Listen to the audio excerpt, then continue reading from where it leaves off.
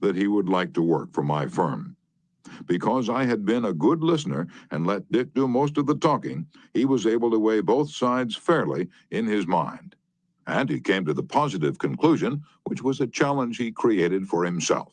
We hired him, and he has been an outstanding representative for our firm.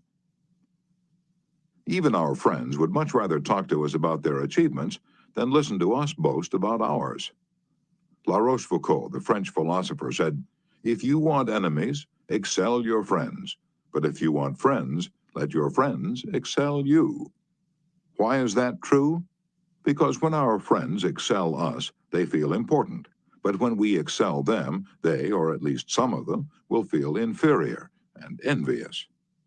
By far the best-liked placement counselor in the Midtown Personnel Agency in New York City was Henrietta G. It hadn't always been that way. During the first few months of her association with the agency, Henrietta didn't have a single friend among her colleagues. Why?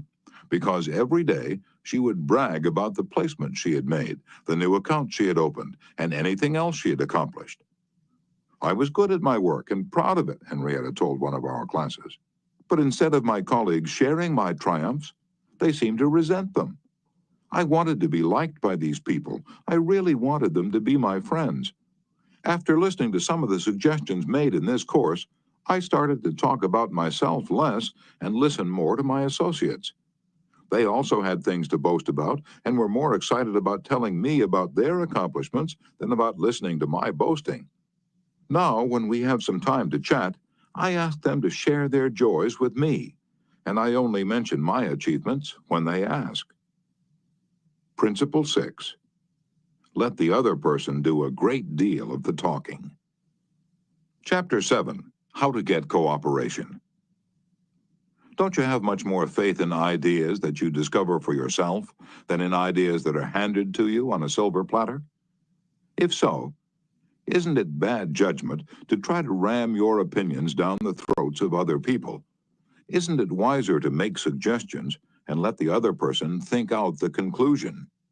Adolph Seltz of Philadelphia, sales manager in an automobile showroom and a student in one of my courses, suddenly found himself confronted with the necessity of injecting enthusiasm into a discouraged and disorganized group of automobile salespeople.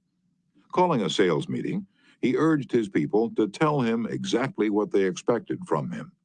As they talked, he wrote their ideas on the blackboard. Then he said, "I'll give you all these qualities you expect from me. Now I want you to tell me what I have a right to expect from you." The replies came quick and fast. Loyalty, honesty, initiative, optimism, teamwork, 8 hours a day of enthusiastic work. The meeting ended with a new courage, a new inspiration. One salesperson volunteered to work 14 hours a day, and Mr. Seltz reported to me that the increase of sales was phenomenal. "The people had made sort of a moral bargain with me," Mr. Seltz said, "and as long as I lived up to my part in it, they were determined to live up to theirs. Consulting them about their wishes and desires was just the shot in the arm they needed." No one likes to feel he or she is being sold something or told to do a thing. We much prefer to feel that we're buying of our own accord or acting on our own ideas. We like to be consulted about our wishes, our wants, our thoughts. Take the case of Eugene Wesson. He lost countless thousands of dollars in commissions before he learned this truth. Mr. Wesson sold sketches for a studio that created designs for stylists and textile manufacturers. Mr. Wesson had called on one of the leading stylists in New York once a week, every week, for 3 years. "He never refused to see me," said Mr. Wesson, "but he never bought. He always looked over my sketches very carefully and then said, 'No, Wesson, I guess we don't get together today.'" After 150 failures, Wesson realized he must be in a mental rut, so he resolved to devote one evening a week to the study of influencing human behavior to help him develop new ideas and generate new enthusiasm. He decided on this new approach. With half a dozen unfinished artist sketches under his arm, he rushed over to the buyer's office. "Here's some uncompleted sketches. Won't you please tell me how we could finish them up in such a way that you could use them?" The buyer looked at the sketches for a while without uttering a word. Finally, he said, "Oh, leave these with me for a few days, Wesson, and then come back and see me." Wesson returned 3 days later, got his suggestions, took the sketches back to the studio, and had them finished according to the buyer's ideas. The result? All accepted. After that, this buyer ordered scores of other sketches from Wesson, all drawn according to the buyer's ideas. "I realized why I had failed for years to sell him," said Mr. Wesson. "I had urged him to buy what I thought he ought to have. Then I changed my approach completely. I urged him to give me his ideas. This made him feel that he was creating the designs, and he was. I didn't have to sell him. He bought." Letting the other person feel that the idea is his or hers not only works in business and politics, it works in family life as well.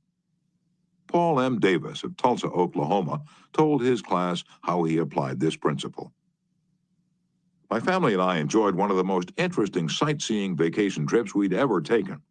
I'd long dreamed of visiting such historic sites as the Civil War battlefield in Gettysburg, Independence Hall in Philadelphia, and our nation's capital.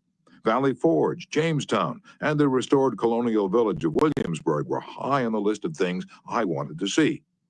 In March, my wife Nancy mentioned that she had ideas for our summer vacation, which included a tour of the western states, visiting points of interest in New Mexico, Arizona, California, and Nevada.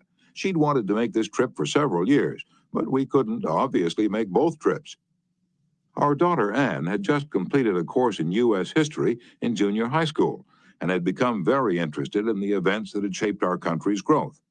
I asked her how she'd like to visit the places she'd learned about on our next vacation. She said she'd love to. 2 evenings later, as we sat around the dinner table, Nancy announced that if we all agreed, the summer's vacation would be to the eastern states, that it would be a great trip for Anne and thrilling for all of us. We all concurred. The same psychology was used by an X-ray manufacturer to sell his equipment to one of the largest hospitals in Brooklyn. This hospital was building an addition and preparing to equip it with the finest X-ray department in America. Dr. L, who was in charge of the X-ray department, was overwhelmed with sales representatives, each caroling the praises of his own company's equipment. One manufacturer, however, was more skillful. He knew far more about handling human nature than the others did. He wrote a letter, something like this: "Our factory has recently completed a new line of X-ray equipment. The first shipment of these machines has just arrived in our office. They are not perfect, we know that, and we want to improve them. So we should be deeply obligated to you if you could find time to look them over and give us your ideas about how they can be made more serviceable to your profession. Knowing how occupied you are, I shall be glad to send my car for you at any hour you specify." "I was surprised to get that letter," Dr. L said as he related the incident before the class.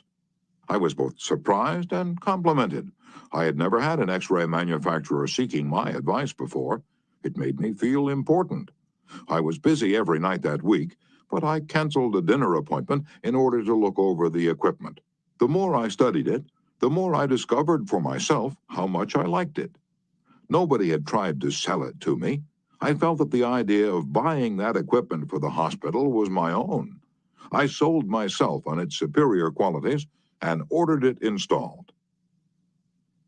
Ralph Waldo Emerson, in his essay Self-Reliance, stated, "In every work of genius we recognize our own rejected thoughts. They come back to us with a certain alienated majesty."